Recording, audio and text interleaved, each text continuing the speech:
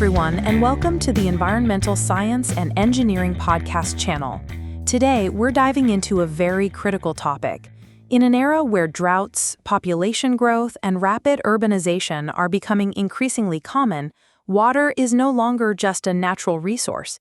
It's now a matter of security and sustainability. So, where do we stand in the face of this challenge? What solutions do we have on the table? In this episode, we'll explore the concept of greywater, discuss solutions related to its reuse, and explain why this topic should now be part of our daily lives. But let's begin with a fundamental question. Why are global water resources under such intense pressure? That's a great starting point. The decreasing availability of potable water is an issue that concerns not only environmental engineers, but all of humanity. This is no longer a localized problem. It has become a global crisis. According to the United Nations 2022 report, the world population, which is around 8 billion today, is expected to reach 9.7 billion by 2050 and 10.4 billion by 2100.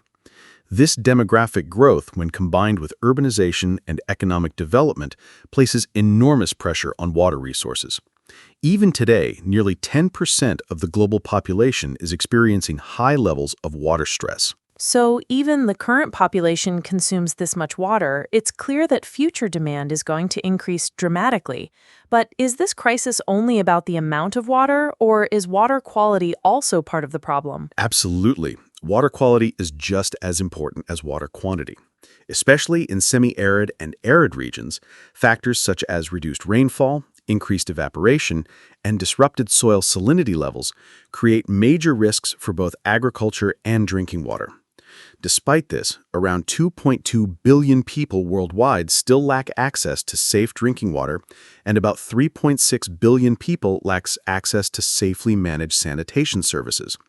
If we continue at this pace, by 2030, 1.6 billion people will still be without safe drinking water. That's genuinely alarming. When we look at this picture, it seems almost impossible to achieve sustainable water management using traditional methods alone.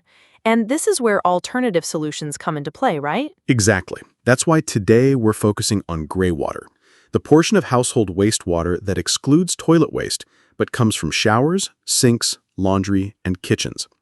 Greywater holds significant potential for sustainable water management. We've talked about how severe the global water crisis has become. Now it's time to shift our focus to the main topic of this episode, greywater. This term has become increasingly common in the environmental engineering literature, but it might still be unclear for many of our listeners. So let's start with a basic question. What exactly is greywater, and what is it not? Sure. To understand greywater, we first need to look at the overall structure of domestic wastewater. In general, household wastewater is divided into two categories: black water and greywater. Black water refers to waste coming from toilets, which includes human feces and urine. Greywater, on the other hand, comes from domestic activities excluding toilets. That includes water from bathrooms, showers, hand-washing sinks, laundry machines, dishwashers, and kitchen sinks. So, greywater is essentially the water we constantly generate during our daily routines, as long as it doesn't include toilet waste, right? Exactly. And its composition can vary significantly depending on the source. For instance, greywater from bathrooms usually contains soap, shampoo, toothpaste, and similar substances. We call this light greywater.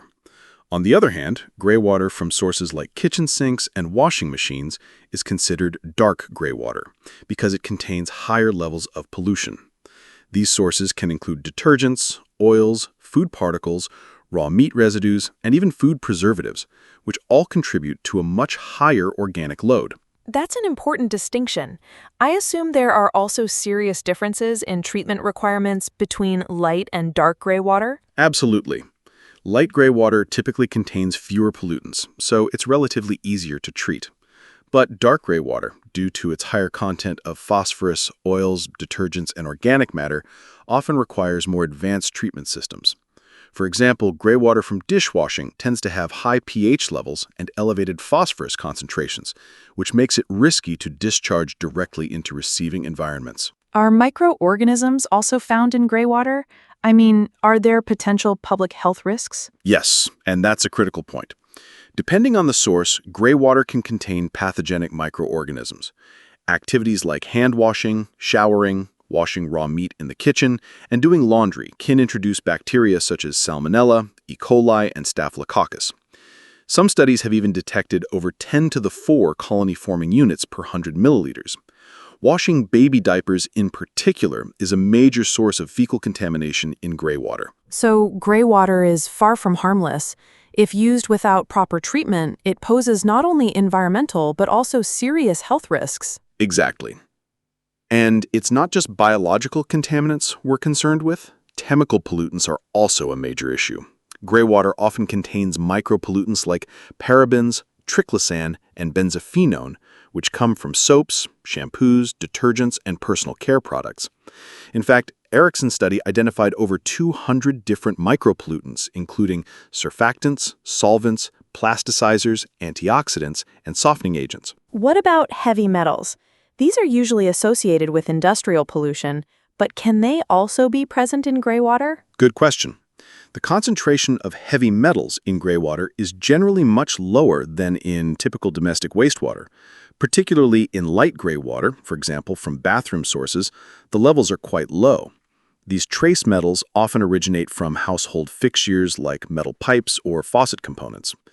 Most of the time, their concentrations fall well below the World Health Organization's drinking water standards. So, in a way, gray water does carry some risks, but if properly managed, it also holds significant potential. Definitely. As water resources become increasingly scarce, greywater reuse presents a major opportunity for sustainable water management. Are micropollutants commonly found in gray water? Yes, greywater has a broad chemical profile. Common micropollutants include parabens, triclosan, benzophenone, and phthalates, which come from personal care and cleaning products.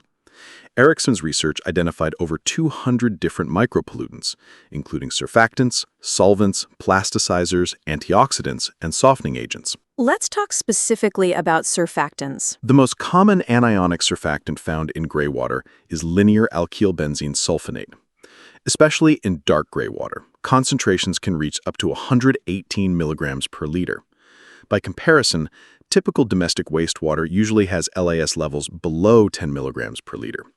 These compounds can complicate treatment processes, especially in biological systems. And finally, what can we say about the overall characterization of gray water? Things like organic content or pH. It's actually quite difficult to give fixed values because greywater quality is influenced by many factors, whether it's light gray water or dark gray water, people's consumption habits, and the types of cleaning products used. But to give a rough estimate, in light gray water, chemical oxygen demand typically ranges from 100 to 200 milligrams per liter. In dark gray water, this can easily exceed 1,000 milligrams per liter. As for pH, it varies widely. While values around 6 to 7 are common, gray water from dishwashers can reach up to pH 10. We've talked about the contents of gray water and why it needs to be managed carefully. Now I'd like to shift the focus to quantity. Do we really generate that much gray water in our daily lives? Yes, quite a lot actually. A significant portion of domestic wastewater is made up of greywater.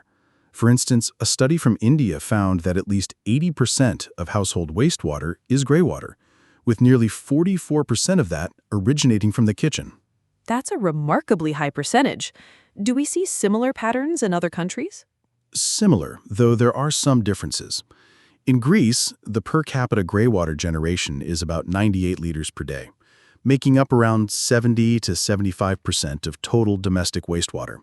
In Germany, the number is around 70 liters per day, accounting for roughly half of total household wastewater. These figures are from peer-reviewed scientific articles. So, if we were to give an average, can we say that out of every 100 liters of household wastewater, roughly 50 to 80 liters come from greywater? Absolutely. Many studies in the literature support this range.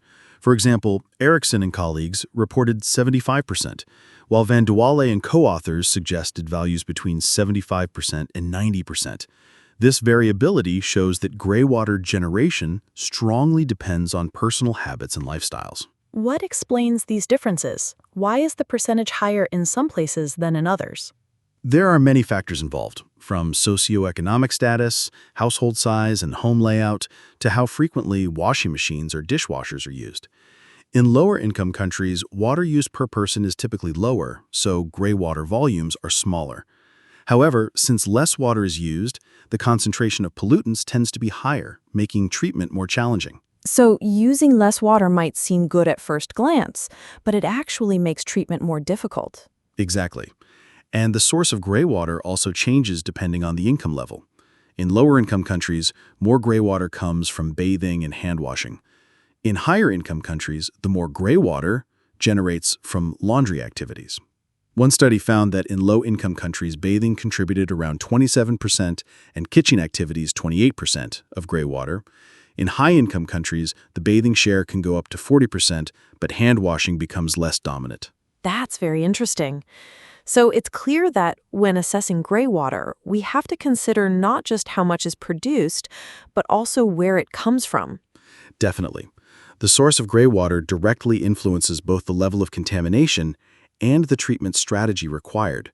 Two homes may produce the same volume of gray water, but the treatment needs could be entirely different. All right then, let's talk about the treatment itself. What are the common methods used to treat gray water for reuse? Gray water must undergo treatment before it can be reused. Treatment methods include physical, chemical, and biological processes, often combined in hybrid systems.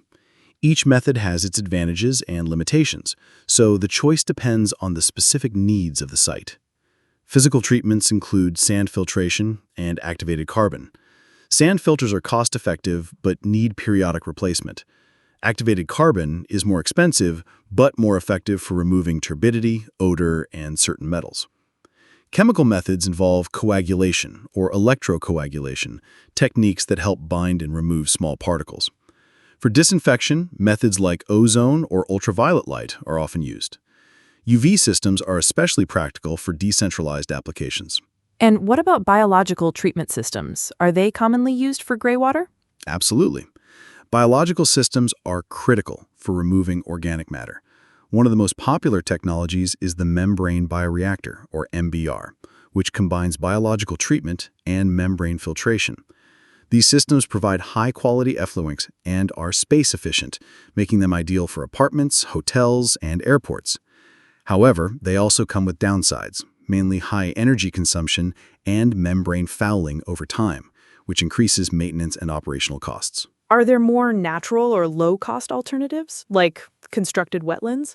Yes, in low- and middle-income countries, constructed wetlands are widely used. They often run on solar energy, use natural materials, and require minimal maintenance. These systems are particularly beneficial in rural areas where access to electricity and advanced technologies is limited. More recently, vermifiltration, a system using earthworms and filter media, has emerged as a low-cost, innovative approach. It effectively removes fats, oils, and detergents. And I assume there's also a disinfection step at the end of the treatment. Yes, disinfection is crucial to make gray water microbiologically safe. UV light is one of the most common methods. Since it doesn't involve chemicals, it's well suited for decentralized systems. Solar disinfection can also be used in some cases, although its effectiveness drops if the water is too turbid. Advanced systems using ultrafiltration or nanofiltration membranes can remove most pathogens, but an additional disinfection step is still recommended, especially when the treated water is reused for irrigation or other activities involving direct human or environmental contact. So, treatment design really depends on a lot of different factors. Exactly. The gray water source, quantity, reuse purpose, budget, and available technology all play a role in determining the most appropriate treatment system. We've discussed the treatment processes of gray water. Now let's talk about how and where treated gray water is reused. In which areas is its use common? Treated gray water can be reused in many areas other than drinking water, and this holds significant potential to reduce pressure on freshwater resources. It is commonly used in toilet flushing, garden irrigation systems, maintenance of recreational areas, and cleaning purposes. Since potable water is not needed in these applications, gray water becomes an ideal alternative. So, can we say that a large portion of urban water consumption could potentially be replaced with treated gray water? Absolutely. Especially in households, outdoor water uses like garden irrigation and car washing represent a significant portion of total consumption. For example, in California, this share can reach up to 53% of residential water use. From this perspective, using gray water for toilets and gardens can meet a substantial part of a household's daily water demand. And what about health concerns? Are there any risks when using gray water in toilet flushes, for instance? There are definitely a few important things to keep in mind. Untreated gray water used in toilet flushes can cause odors and hygiene issues. That's why it should never be used without ensuring microbiological safety. But if properly treated, it can be reused without posing a health risk. We sometimes hear about gray water being mixed with rainwater. What's the advantage of this approach? Yes, this method is especially useful for balancing the pH of gray water and reducing pollutant concentrations. In some regions, rainwater harvesting alone isn't sufficient because rainfall may be low or irregular. That's why hybrid solutions combining gray water with rainwater are becoming increasingly common.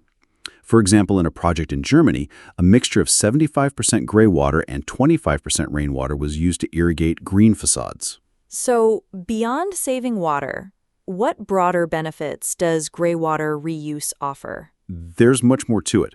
Gray water reuse benefits not only at the individual level, but also at community and environmental scales. Studies in countries like Brazil and Australia have shown that reusing gray water can reduce the demand for municipal water by 30 to 60%. This means less pressure on infrastructure and, in the long run, lower costs for water treatment and supply. So, it's economically beneficial as well. Definitely.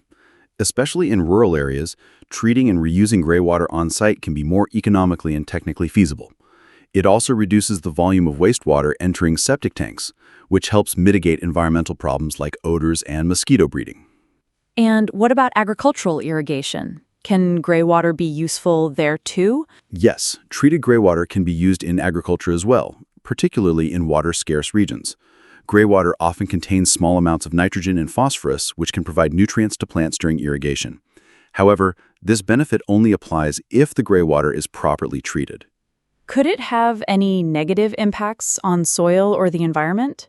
Long-term effects are still being researched. Some studies have shown that adequately treated gray water doesn't harm soil health in the short term, but with prolonged use, environmental risks like heavy metal accumulation may arise.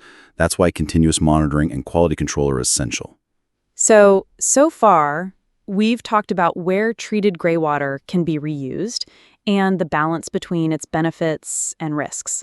But what about global perspectives? How do different countries approach gray water reuse? Which ones are leading, and what policies support these practices? Gray water reuse is gradually becoming more common worldwide, but there are significant differences between countries. The most important factors include water scarcity, legal frameworks, public perception, and economic conditions. Based on what we read in scientific articles and news reports, we try to summarize the global situation, but honestly, it's not always clear who's doing what exactly.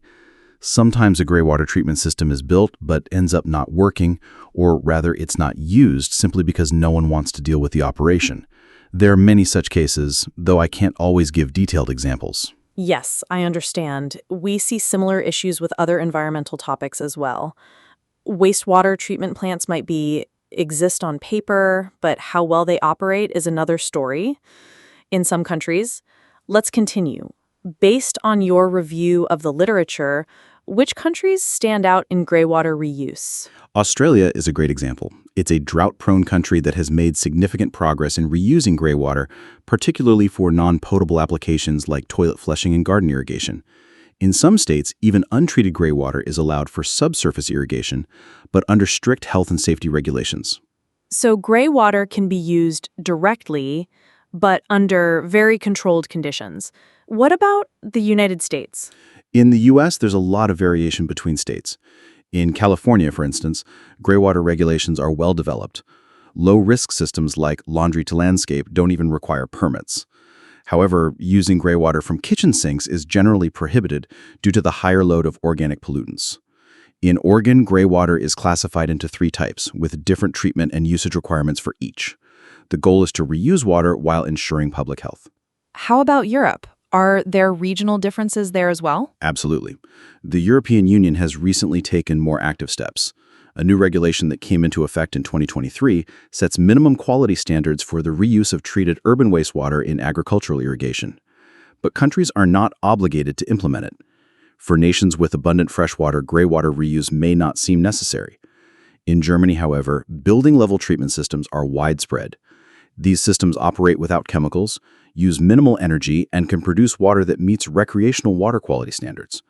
Pipes are color-coded and strictly monitored to prevent cross-connections with drinking water systems. Also, Japan mandates greywater reuse systems in large buildings, specifically those with a reuse potential exceeding 100 cubic meters per day. This reflects a decentralized approach to water management. What about the Middle East, which is known for severe water stress? In Jordan, some mosques have implemented systems that collect and treat ablution water.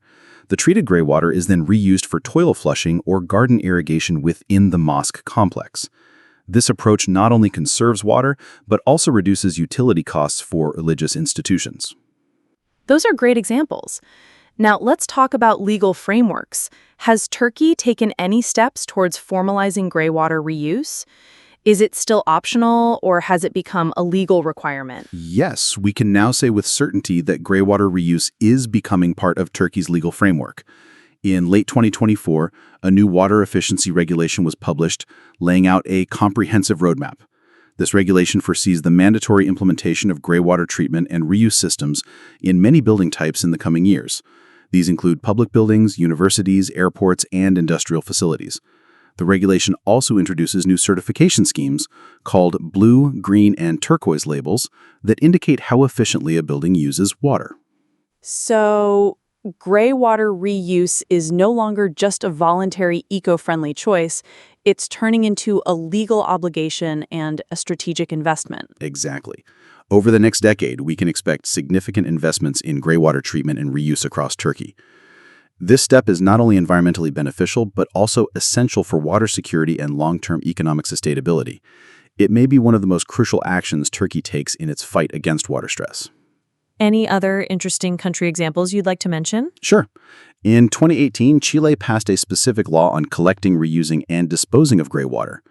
It's been especially helpful in rural areas where access to centralized water infrastructure is limited. In Canada, detailed quality standards have been published for reclaimed water used in toilet flushing. Like in Germany, they also use separate piping systems and color coding to prevent contamination. So, based on all these examples, which countries are leading the way? Definitely Australia, Germany, Japan, and Israel come to mind. Israel started reusing shower greywater in public sports facilities back in 1994.